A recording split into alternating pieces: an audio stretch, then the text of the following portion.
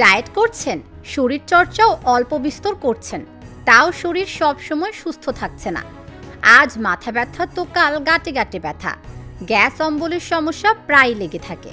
মৌসুম বদলের সময়ে হাঁচি কাশি অ্যালার্জির মতো সমস্যাও বড্ড ভোগায়।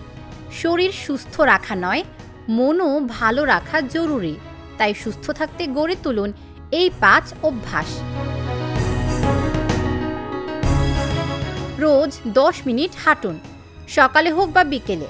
রোজ মিনিট 10 হাঁটলেও শরীর ভালো থাকবে। হাঁটলে সারা শরীরের ব্যায়াম হয়, রক্ত সঞ্চালন ঠিকমতো হয়, ঘুমের সমস্যাও দূর হয়। হাঁটলে কার্ডিও ও স্ট্রেংথ ট্রেনিংয়ের মতো ব্যায়াম হয়।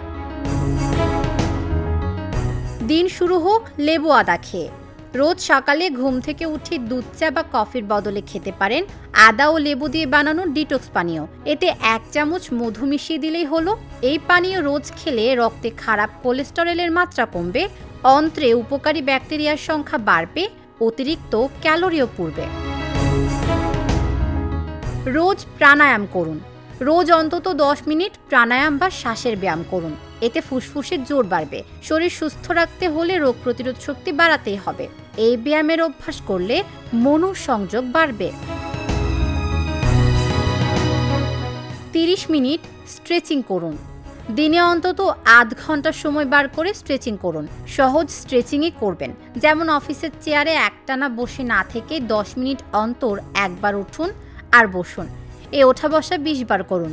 এতেও পেশির ব্যায়াম হবে। শ্বাস প্রশ্বাস স্বাভাবিক রেখে ঘাড় মাথা ডান দিক থেকে বাঁ দিকে ঘুরিয়ে আনুন 10 বার।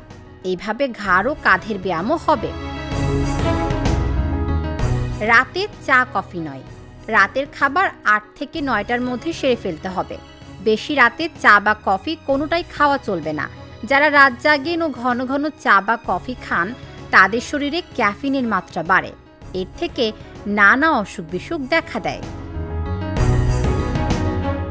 তাবাসসুম সেজুথি, ঢাকা জার্নাল।